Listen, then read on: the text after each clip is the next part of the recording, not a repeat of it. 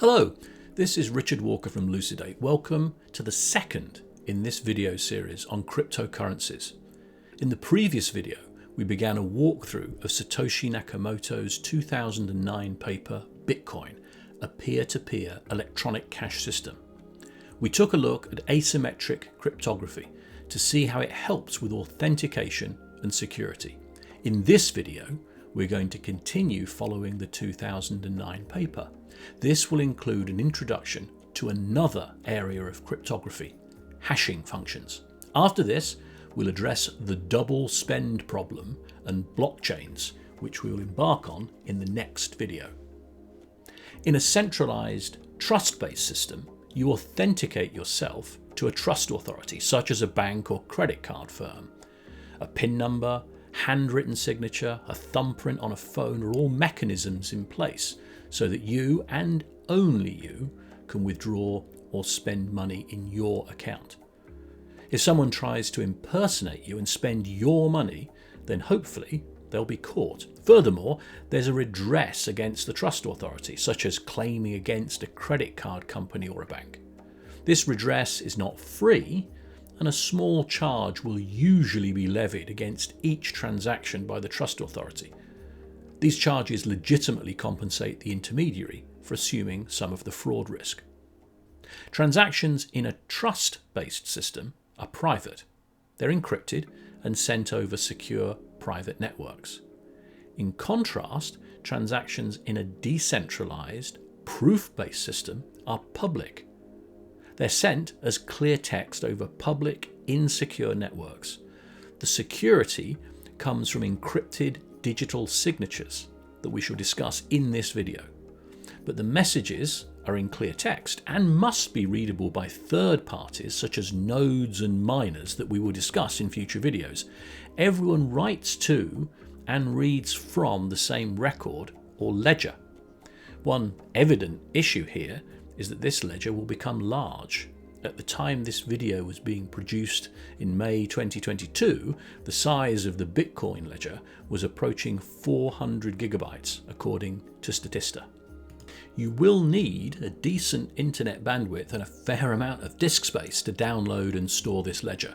This is something that anyone can do by running something called a node. In future videos, we'll talk about nodes. These nodes are important components in the Bitcoin system that download the ledger, as well as a database of all currently unspent coins. You'll hear these unspent Bitcoin referred to as UTXOs, unspent transaction outputs. As we shall see, nodes are responsible for validating and propagating transactions, maintaining the integrity of the ledger and keeping track of all the UTXOs. These UTXOs are identical to coins and notes in circulation in a fiat-based system. In the 2009 paper, the concept of the coin is simply a chain of digital signatures. These signatures are amendments to the ledger. A Bitcoin owned by an individual can be sold for cash or exchanged for goods and services, that is to say, spent. This is accomplished by writing the details of the transaction to the public ledger. The evident problem here is what is stopping people from committing fraud. For instance, why can't someone just add a line to the ledger stating that they were paid 100 Bitcoin? Alternatively, what stops a seller of goods legitimately accepting an exchange of Bitcoin for their goods and then fraudulently copying and pasting that digital transaction multiple times? How would you stop someone who owns a Bitcoin from spending it several times with different vendors? As you might expect, Satoshi Nakamoto's paper shows how a system can be made robust against these and other malicious actions. It does so using a system based on proof rather than trust. We will want to ensure that the individual that rightfully owns the coins is the person sending the message. We want to ensure that a legitimate message has not been tampered with or altered. We will also want to make sure that an individual can't double spend coins. Without the correct cryptographic checks in place, it would be trivial to copy information on a digital public ledger. Let's see how we can use ideas from cryptography, along with the information we gleaned from the last video, on public-private key encryption to create a trustless proof-based system. To begin, let's discuss hashing, a major topic in cryptography. We've already discussed asymmetric key encryption, where we use a pair of linked keys to encrypt and decrypt a message. The use of keys allows us to move back and forth between plain text and the cipher or encrypted text. We saw in the last video how a message encrypted with a public key can only be decrypted with the corresponding private key. Likewise, a message encrypted with a private key can only be deciphered with the linked public key. Hashing is different. It's one way. It will take an input message of arbitrary length and produce a fixed length output. This output will be unique for a given input. No matter how many times you apply a hash function to identical input, you'll get the same output. But if you change the input message by only a tiny amount, you'll get a totally different output. And the one-wayness means that you can't deduce the input from the hash. The best you can do is guess an input and see if it creates that hash. One hashing system used by Bitcoin, indeed many other cryptocurrencies, is called SHA-256. It was developed by the National Security Agency in the United States. It's used as a standard security mechanism in many applications, including the internet.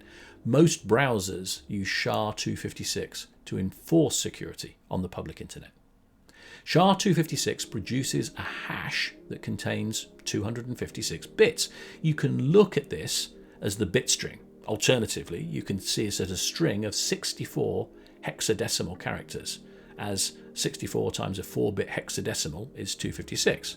If you wish, you could visualize the hash as a 16 by 16 black and white grid, kind of like a QR code. Here, we transform the word elucidate into its SHA-256 hash. Below, we hash the entire script of this video.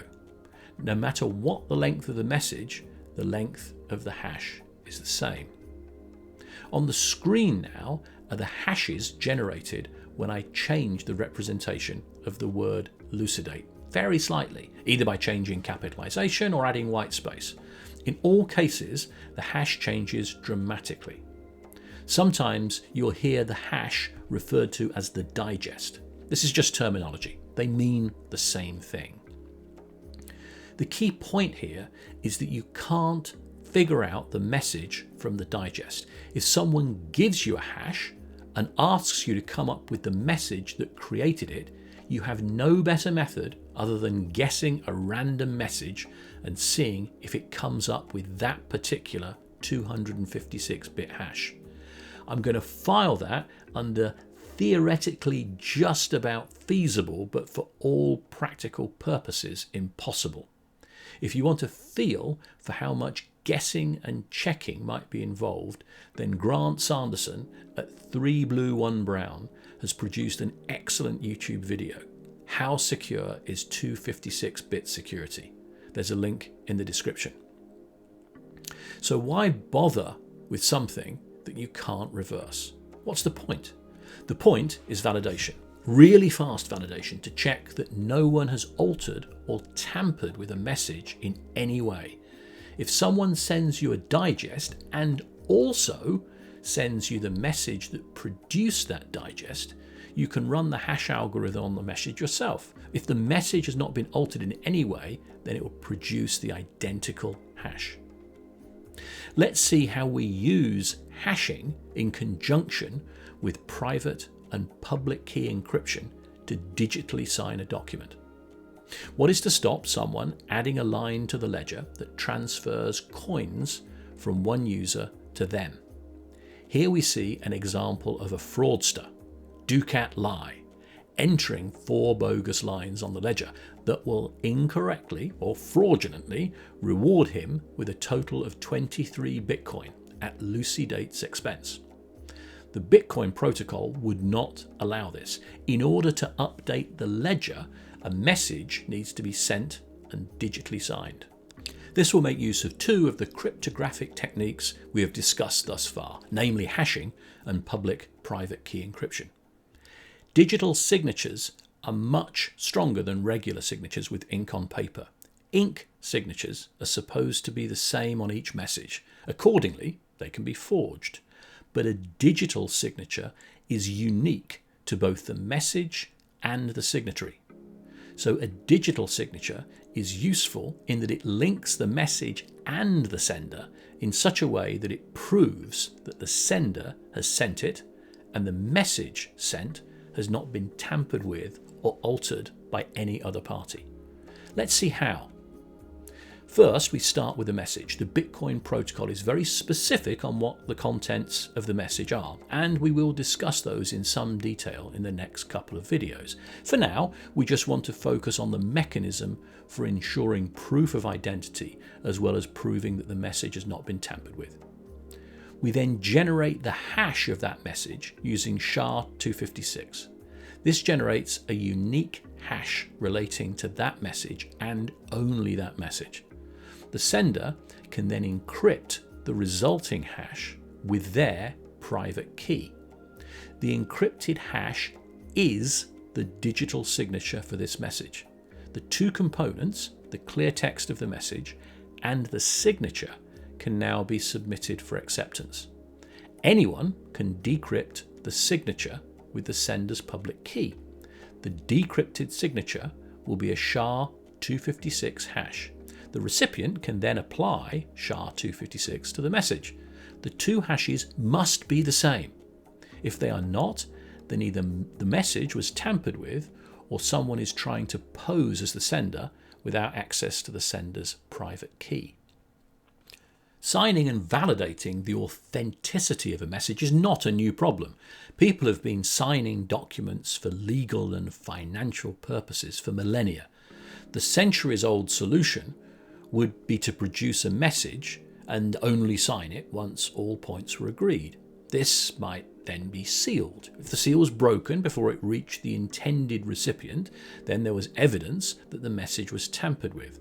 Likewise, if the document had been modified and modifications weren't initialed or signed, then suspicions were raised. Similarly, people would be unwilling to accept a document where the signature didn't match what they expected. Let's see how the techniques we have discussed over the past two videos are analogous to the tried and trusted seal and signature approach. Not just analogous, but an improvement on. In our digital cryptographic solution, we start with a plain text message that we wish everyone to be able to see and read. But we want to ensure at the same time that everyone can read this clear text message, that we can prove that we sent it and that it has not been tampered with. First, let's create the hash or digest of this message. If we use SHA-256, then we will get a string of 256 zeros or ones, which can also be represented as a string of 64 4-bit hexadecimal characters or a 16 by 16 binary code. This hash is of fixed length and is unique to this message. No one will be able to deduce the message from the hash, but they will be able to generate this exact hash from the unaltered message. We can then encrypt this hash using our private key.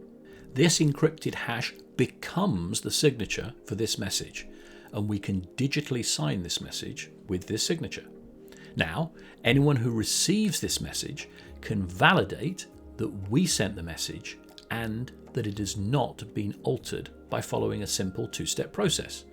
First, decrypt the signature with our public key. The result will be the hash of the original message. Then apply the hashing algorithm to the clear text message. The hashes will match as long as the original clear text message has not been tampered with. If someone has altered the message, then this would completely alter the hash and the signature would be completely different. This is Richard Walker at Lucidate. In this video, we've seen how two areas of cryptography, hashing and public-private key encryption, are used to verify payments. In this case, we weren't using cryptography to make our message secret. The message is sent as clear text, not as an encrypted cipher. Instead, we're using cryptography to generate a signature that shows that the message was unaltered and sent by a specific person. In the next video, we will see how we can use this approach so that only the person who has crypto funds can send these funds. Please join me in that next video where we will dive deeper into the Bitcoin protocol. We'll discuss how payments are transacted using the ledger. In particular, we will explore UTXOs, unspent transaction output, in more detail. An appreciation of UTXOs along with blockchain makes it clear how Bitcoin solves the double spend problem. For more information, please visit www.lucidate.co.uk or contact Lucidate via any of the means on your screen. See you in the next video.